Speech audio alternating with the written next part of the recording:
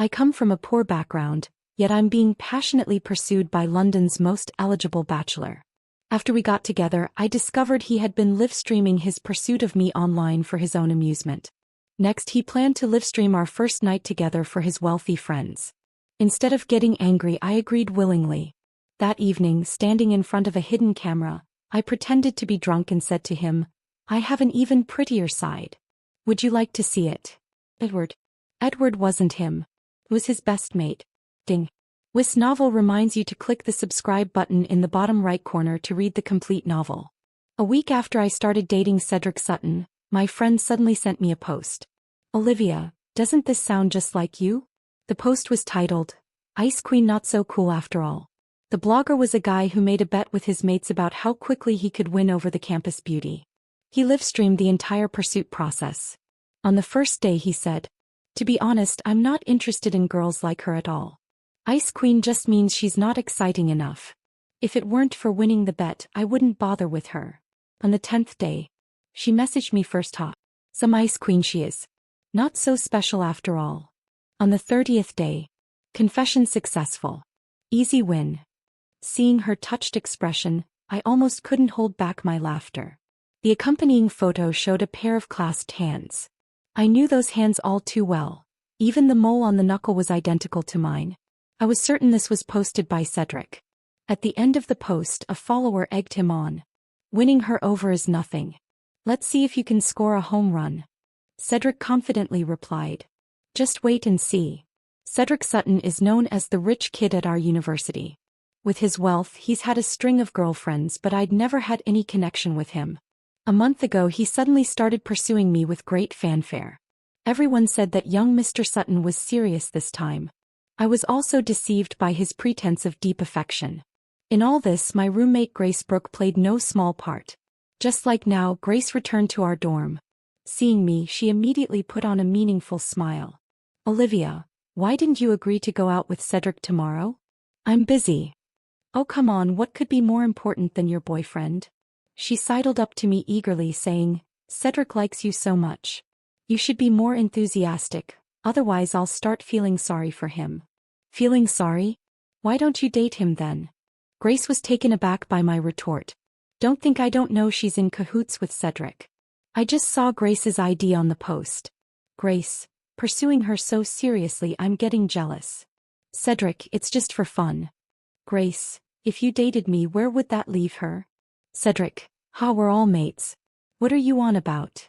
"Grace, others are mates. You're the queen." Their frequent interactions made it seem like they were flirting. Thinking back over the past month, Grace had been brainwashing me quite a bit. Not wanting to deal with Grace, I turned and went into the bathroom. The door wasn't fully closed. Soon I heard Grace's tattling voice. "Cedric, your girlfriend's got such a temper. Who does she think she's giving the cold shoulder to?" Cedric's voice quickly responded. "Did she upset you? Don't worry.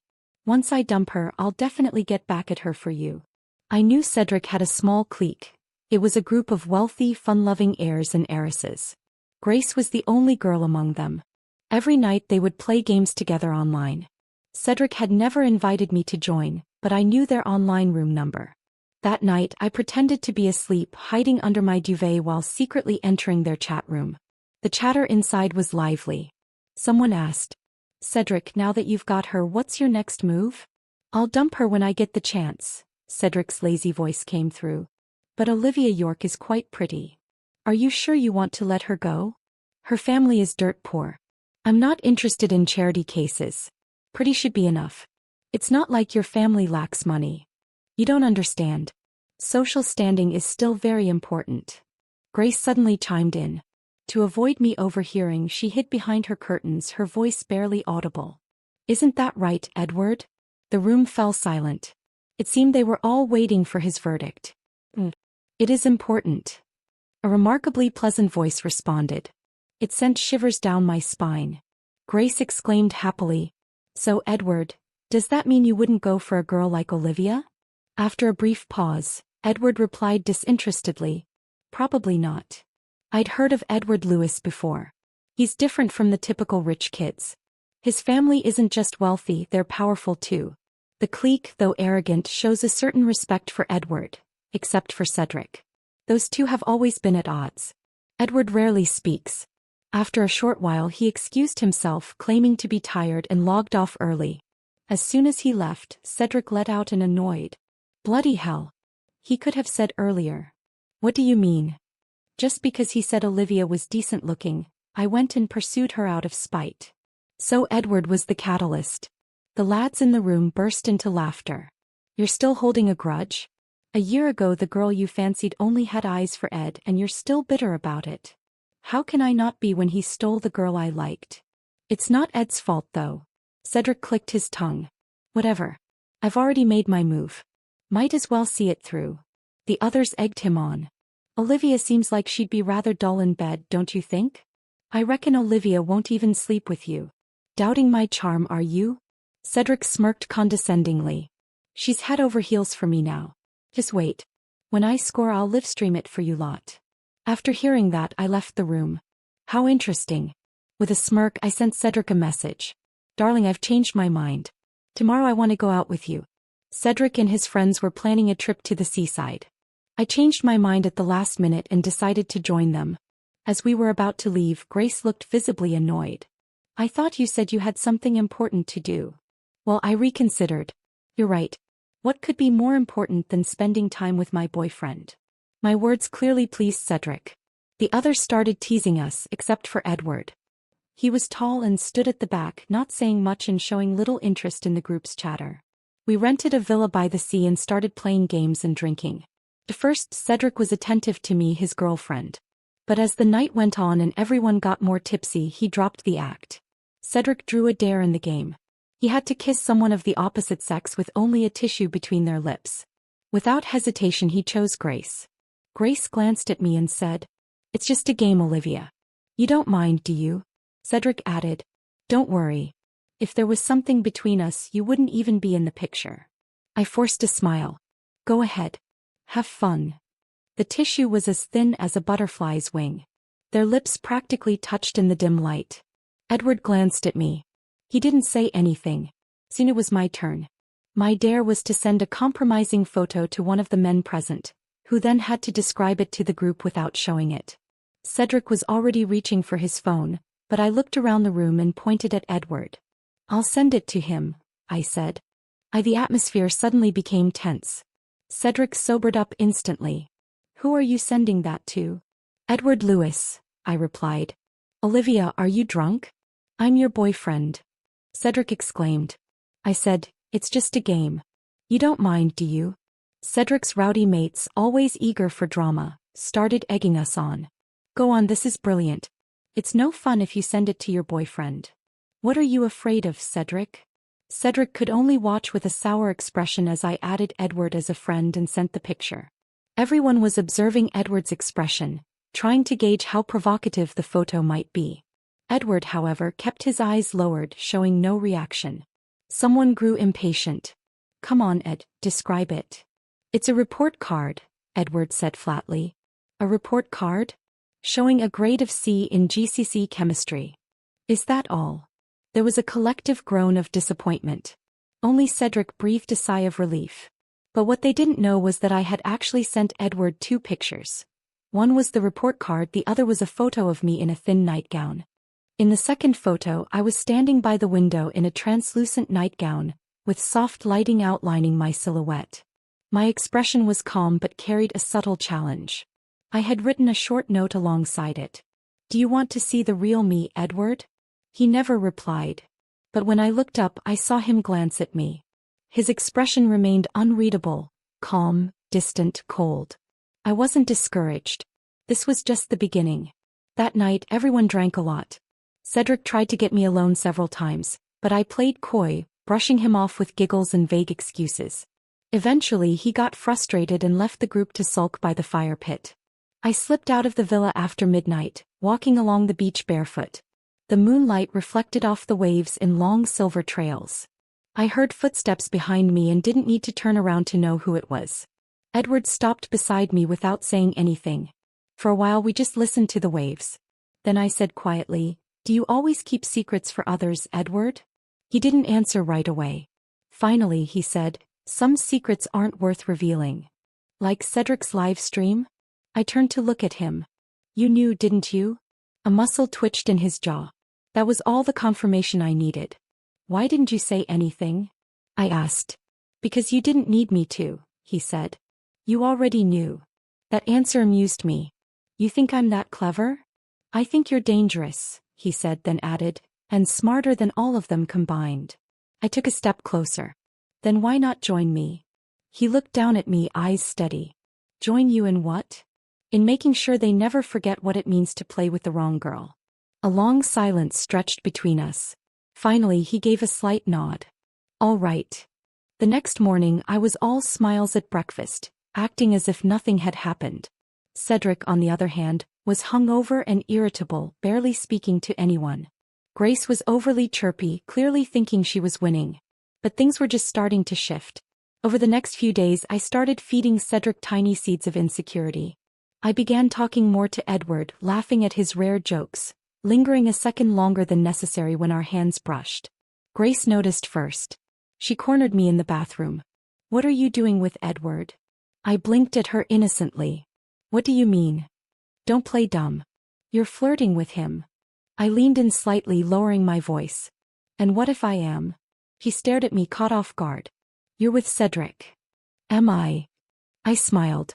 That's news to me. Grace stormed out, probably to report back to Cedric. By the time we returned to campus, the cracks had widened.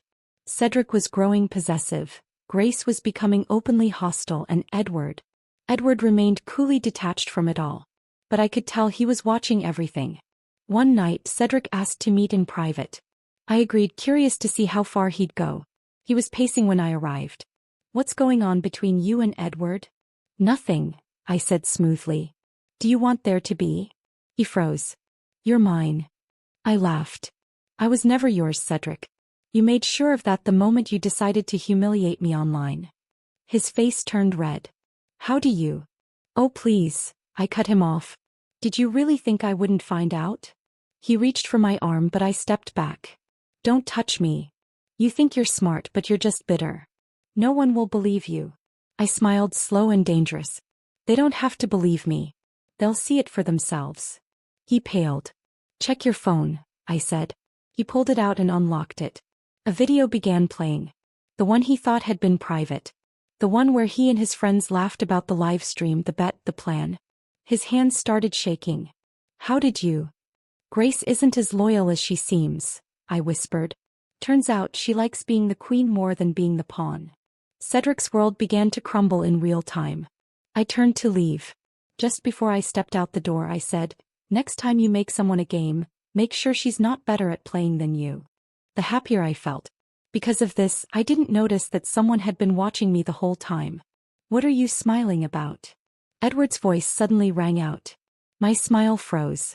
The person I had just confessed to was standing not far away, looking at me. Half of his body was cast in shadow, his expression unreadable. Tonight's events seemed to have stirred no ripples in him. Or perhaps he had seen through my lie. Liking Edward Lewis was a facade. Using him was the truth. Who else could I target but the catalyst himself? Olivia, are you very happy? The catalyst narrowed his eyes, scrutinizing me. You've got it wrong. If I encountered something like this, I'd be angry before anything else. Shouldn't you lower the corners of your mouth when saying that? Oh well, perhaps it's because seeing you makes me happy. I kept a straight face, spouting complete nonsense. Edward chuckled lightly. Do you think I believe that? Why not? After all, you kept my photo without exposing me on the spot. My eyes curved into crescents. Come to think of it, this is our little secret, isn't it? Edward fell silent. I didn't bother with him anymore, leaving the villa with light steps. The next afternoon, Grace finally returned to the dormitory. As soon as she saw me, she said, Olivia, go apologize to Cedric. What should I apologize for? You broke his heart too badly. We comforted him all night. What's that got to do with me? Cedric's video was indeed wrong, but he was just messing around. He didn't mean any harm. On the contrary, you're the one who is out of line. The grass is always greener on the other side for you. Don't you think you're being too much? Grace, do you like Cedric? Rubbish. We're just friends. I just can't stand seeing my mate being bullied. I thought for a moment, then nodded. All right, I'm willing to apologize. That's more like it. Grace thought I had given in and looked smug. That very night, I apologized to Cedric on the university confession page. I wrote out the entire course of events, including the post Cedric made and the hidden camera, and I tearfully reflected. Although Cedric only pursued me for a bet, I apologized to him. Although Cedric invaded my privacy and secretly filmed me, I apologized to him. Although Cedric has always been ambiguous with his female friend Grace, I apologized to him. As soon as the post was published, the views exploded. That night, the whole university learned about Cedric's actions. Oh, I misspoke, not just our university. The post was also submitted to social media platforms. Due to its explosive content, it quickly attracted countless netizens' attention. Although some people criticized me, I don't care. At worst, I'm just a mean girl. But Cedric? He's the one who will be nailed to the pillar of shame. When Grace saw the post, she was furious. She hurried to submit a clarification. Unfortunately, it had the opposite effect. The alumni in the comment section had tongues as sharp as knives. Stop clarifying. Even the stray dog at the university gate knows you're too close to Cedric. Just mates? Used to hanging out with only boys? Blimey, you don't think you're special, different from other girls, do you? Shooting yourself in the foot. Brilliant. I used to think the previous poster wasn't a good person either, but now it seems she's the real victim. In the dormitory, Grace was so angry she started smashing things. She pointed at me and cursed. You bloody mean girl. Is this how you apologize when I asked you to? What's the problem? I asked innocently, oozing fakeness. I explained what happened and apologized. What else are you unsatisfied with? Who told you to say so much? I'm not making things up. Fine. I'll go find the admin and submit another post saying Grace wants me to delete it. Grace was so frustrated by my response that she started swearing profusely. My roommates couldn't bear it anymore and began defending me. Finally, she glared at me viciously. I'll make you pay for this. I knew Grace and Cedric wouldn't let me off easily, but I didn't expect this day to come so quickly. Early April, both Grace and I were to participate in the university speech competition. I rented a suit from off-campus. When I was preparing backstage, I discovered that the suit had been swapped. The dignified and proper clothes had been replaced with a tacky miniskirt. Oh, and stockings too. No need to guess who did it. Grace had a private dressing room next door. Her door wasn't fully closed. As soon as I reached the doorway, I heard the conversation inside. Grace, I've taken care of everything, Cedric said. You found the replacement clothes? Yes. A black leather miniskirt. Looks properly trashy. It'll guarantee she makes a fool of herself today. You're always full of ideas. If it weren't for the fact that this mess reached my dad and he's furious, I could have come up with even more tactics. This is just making her look ridiculous. Same here. Got an earful from my old man. Oh, I forgot to mention. I anonymously reported the post screenshots to both sets of parents' emails, just to prevent them from using their family connections to do something. I wonder if Olivia is panicking already. Hard to say. By the way, Cedric, just a reminder, I have helped you this far. Don't you dare let that pretty face of hers fool you into getting back together. Don't worry. I won't. I've seen plenty of beautiful women, haven't I? My flatmate, who was helping me find the suit, returned looking worried. Olivia, I found your outfit. She pulled out a crumpled suit that had been soaked. Someone threw it into the fountain. Do you think we can dry it before the event starts? Thank you, but I'm afraid there's not enough time, I replied. Then let's try to borrow a spare outfit from someone else. I've already asked around. No one has anything. What should we do? She was on the verge of tears. I smiled reassuringly. Grace isn't all bad. The little dress she switched it with happens to be my size. You're going to wear that? Yes. But it's not appropriate. It's too. My flatmate hesitated. I had already swiftly slipped on the dress and stockings. Soon the competition began.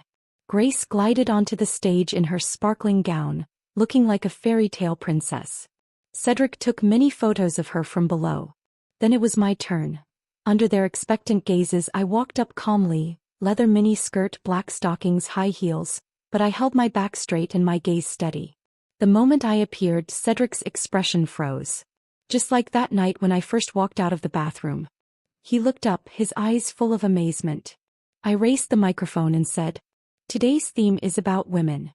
I'm wearing this outfit to tell everyone that we shouldn't be defined by our clothes. Whether it's a short skirt or stockings, they're just clothes. We shouldn't label women as loose or tarts based solely on what they're wearing." Thunderous applause erupted from the audience. I breathed a sigh of relief. This last-minute change seemed to have worked quite well. Then suddenly I spotted a familiar face in the crowd. Edward. Why was he here? Was he interested in women's issues too? As I finished my speech and stepped off the stage, Edward was nowhere to be seen. It was as if his earlier presence had been a mere figment of my imagination. Grace stood not far away, looking at me with undisguised resentment. Cedric was there too, his gaze fixed on me as if he'd lost his soul. Grace stood not far away, looking at me with undisguised resentment. Cedric was there too, his gaze fixed on me as if he'd lost his soul. Grace rolled her eyes and sneered. She's like a desperate barmaid throwing herself at men who don't want her. "Shut up," Cedric suddenly snapped. Both Grace and I thought we'd misheard. "Were you talking to me just now?" Grace asked incredulously. "Who else?" "Cedric, have you gone mad? I'm trying to help you. Don't talk about Olivia like that again." Cedric's face was cold as ice. I didn't stay to hear how Grace argued with him afterwards. I couldn't be bothered. So I left. "Warn you so you don't get fooled, I don't have female mates." Edward didn't give her any face at all. Grace felt embarrassed but wasn't ready to give up. "Let me put it another way, is it right for Olivia to like you while also getting close to Cedric?" "You're right, it's not." Grace's face lit up, thinking she had convinced him, but to her surprise Edward continued, "But is it her fault? Is Cedric blameless? Am I blameless?" Grace was confused. "What did you do wrong?" "I warned Cedric not to make bets about Olivia, but he didn't listen. That's my fault. I should have just punched him right then and there." "Edward, you've been bewitched by Olivia too. You don't understand. This isn't bewitchment," Edward said coldly. "I have my own pace." After Grace left, I finally went in. Seeing me, Edward's previous aloofness vanished. Empty-handed, his tone was still as irritating as ever. "Not exactly. I brought my sincere heart." How are you feeling?" "Just some minor injuries. They'll observe me for a bit, then I can leave." As we spoke, I noticed a figure in my peripheral vision. It was Cedric. He'd heard I was here and immediately followed. Cedric wasn't giving up, trying to make his presence known, but I wouldn't give him the chance. Pretending to wipe my eye, I began to act. "How could Cedric do this? He knows I'd be worried about you." Edward looked at me speechless. "Even if it's just minor injuries, I'd still be concerned." "All right, I'll be more careful in the future. So you won't worry." Edward suddenly played along. His gaze held a hint of amusement. Clearly he was acting with me. "Olivia." He reached out and smoothed my hair. "I'm touched that you made time to visit me despite your busy schedule. Wait. Why are you acting even more enthusiastically than me?" That look of deep affection almost had me convinced.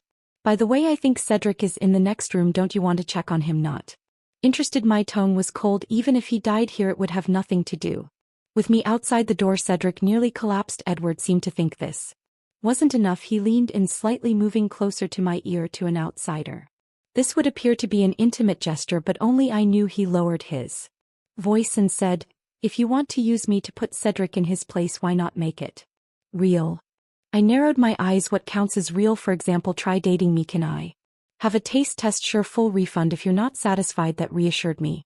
Edward's face, his physique, it'd be a shame not to try. Hours later, I went to his place. Edward was a London native with his own separate flat, not living with his parents. As for the taste test, "By the way, I think Cedric is in the next room. Don't you want to check on him?" Not interested. My tone was cold. "Even if he died here, it would have nothing to do with me." Outside the door, Cedric nearly collapsed. Edward seemed to think this wasn't enough. He leaned in slightly, moving closer to my ear. "To an outsider, this would appear to be an intimate gesture, but only I knew." He lowered his voice and said, "If you want to use me to put Cedric in his place, why not make it real?" I narrowed my eyes. "What counts as real? For example, try dating me. Can I have a taste test?" "Sure, full refund if you're not satisfied." That reassured me. Edward's face, his physique, it'd be a shame not to try. Hours later, I went to his place. Edward was a London native with his own separate flat, not living with his parents. As for the taste test, we were both in our early s, at the peak of our energy. The sofa, the carpet quickly became disheveled. Edward propped himself up on his elbow, his lean muscles prominent. He had a few new scratches on his body, more noticeable than bruises from a fight. "Olivia, you're rougher than Cedric. Didn't you enjoy it? You even asked for more scratches." He chuckled and Leaned down to kiss me. Actually, I've wanted to say this for a while, Olivia. York, you're beautiful. My fingertips traced over his abs. Edward's breath hitched, his muscles suddenly tensing. Did you watch Cedric's live stream that time? I asked, finding casualness not closely. Edward said, panting. They were all gathered in one room trying to drag me in, but I didn't want to watch. I continued, probing. What if Cedric had succeeded that day? That wouldn't have been possible. Why not? Edward grabbed my wandering hand, kissing the fingertips. Olivia, guess why I kept pacing in the hallway afterwards? Because I was ready to burst in at any moment, but then you called out my name. There's one more thing, Edward said during the intermission, sitting next to me. I actually sent you a text to warn you. When was this? I asked, puzzled. When Cedric decided to pursue you, I couldn't dissuade him, so I thought I'd warn you to be careful of him, but I never received such a text. Edward took out his phone and showed me the message. That's not my number. No wonder you never replied. I thought I was being nosy. From Edward's perspective, it must have been quite awkward. He sent a warning, but not only did I not reply, I continued to flirt with Cedric. Naturally, he couldn't interfere further. As night fell, I found myself admiring his toned physique, my desire rekindling. Edward, shall we continue? He answered with actions rather than words. The next morning I was getting dressed to leave when Edward, still groggy, asked, It's the weekend. Why are you up so early? Where are you going? Back to uni, I replied. At least have breakfast before you go. I'll drive you. No need, I'll take the tube. Edward's eyes snapped open. Are you unsatisfied with me? Not at all. Your performance was quite satisfactory, I said with a smile. It's just a pity we can't be together. Why not? Because, as you once said, social standing is still very important. I returned his own words to him. Edward's expression visibly changed to one of bewilderment. The night before we went to the seaside, I explained calmly, I overheard you playing games. You told Grace directly that you wouldn't be with a girl like me. Edward seemed to recall the incident. I think you were right, I continued. The gap is too big. We're not suitable for each other. I'm sorry, Olivia. I apologize, Edward said, neither angry nor rushed, but looking at me earnestly. However, if I had to do it again, I would say the same thing. Pardon. Cedric was only pursuing you because of me. My response then was to protect you, hoping he would leave you alone. Because of it, I was slightly taken aback. As for whether I think social standing is important, of course it is. At least that's what I thought before I met you. Edward's gaze was frank. People's perceptions can change. I used to be narrow-minded, valuing background and status. I don't want to deny my past, but after getting to know you, I realized that what I truly like is a specific person. Your appearance, your refusal to give up, your unwillingness to be manipulated by Cedric and Grace, your confident demeanor when speaking on stage. I like all of that about you. I remained silent for a long while. Edward patted me and said with a smile, Don't be so serious, just go with your own feelings. If you don't like me, there's no need to force yourself. Edward went to prepare breakfast. I decided to stay and eat before leaving. Oh, by the way, he said while cooking, there's one more thing I must clarify. What is it? Actually, I'm not particularly close with Cedric and his group. Although it looks like we hang out together, it's mainly because they always insist on including me. My grandfather once mentioned that there's no need to offend them, so I became their unofficial member. You are indeed quite different from them. Thank you, that's high praise coming from you. Edward smiled. The food was ready and smelled delicious. I asked, Doesn't your family have a chef? How come your cooking is so good? I prefer to cook for myself. I can also make fish and chips, prawn cocktail, scampi chicken tikka masala, Lancashire hot pot. He looked at me with a smile. You're welcome to come and try them sometime. Edward was like a hunter drawing a circle on the ground, just waiting for me to step into it willingly. Any other perks? I asked shamelessly. What would you like? Well, like last night, of course. He suddenly grabbed my hand and placed it between his legs with a slight smirk. He said, We can start right now. Seduced by beauty, I lingered at Edward's place again for hours. He seemed well aware of his advantages when he was beneath me. His eyes were wet and alluring as he looked up and said, Olivia, you're so wet you soaked the sheets. Can you really give me up? I didn't answer. He deliberately thrust his hips. I quickly said, No, I can't give you up. I can't really. No going back. No going back. I leaned down and kissed him. Edward flashed a wicked grin, then flipped us over to take control. That's my girl. Lie back and let your man make you see stars. For someone who usually appears so cold and aloof, he's quite uninhibited and says the filthiest things in bed, and I just eat it up. Edward earned his place in my life through sure physical effort. After we officially started dating, he gradually revealed his true self beneath that casual exterior. Lured and utterly besotted romantic. Olivia, why aren't you Responding to my messages, I looked it up. Your star sign just doesn't like replying to texts. No worries, carry on. With your day, Olivia. I consulted the cards 8 times. We're soulmates, Olivia.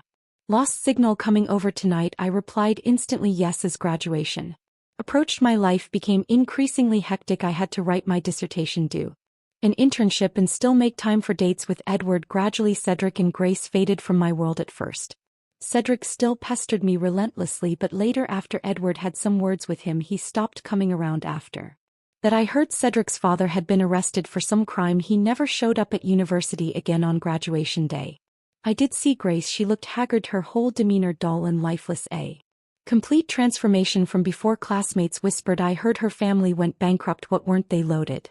She always called us commoners. Oh well, they'd been in the red for ages, just keeping up appearances. Grace wandered about in a daze. No one wanted to take photos with her. No one spoke to her. After the ceremony, I took one last stroll around campus. I passed by the fountain lake. Suddenly I saw Grace standing at the edge, staring blankly. She tentatively extended her foot. What are you doing? I called out abruptly. Grace turned and saw it was me. She immediately snapped, admiring the view. Is that any of your business? Oh, I thought you were going to jump in. My words hit the mark. A flicker of embarrassment crossed her face. Don't be ridiculous. My life is great. My future's bright. Who'd want to jump if you say so? I couldn't be bothered with her and turned to leave.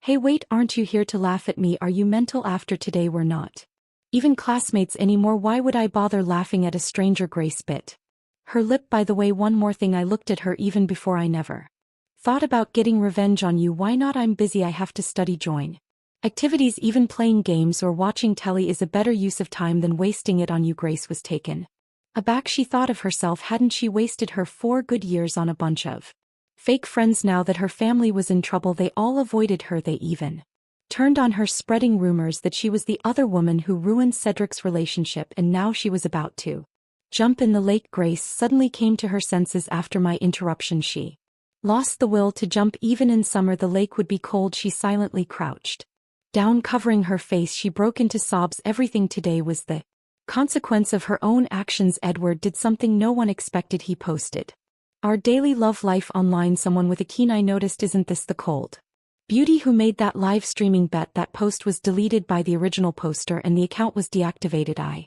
heard she only agreed to be with him to get close to his mate. In the end, he became the fool. This blogger must be that mate. Wait, looking at how this post develops, it seems the girl didn't actually like anyone before. It was the blogger who pursued her. I asked Edward, what made you decide to post this? If I didn't, many people would still call you a mean girl. I couldn't let that happen. That doesn't matter. I'm not afraid. Edward said, you might not be afraid, but I want to protect you. He was very serious, clarifying every speculation and rumor about me. That post gradually updated for a long time. In summer, he wrote, she graduated and chose to stay in the city, giving me hope for our future. In winter, he said, my girlfriend is very clever. She's charming when she's focused on work, of course, even more so when she's kissing me. In autumn, he posted, my girlfriend got promoted today. How can there be such an amazing baby in this world?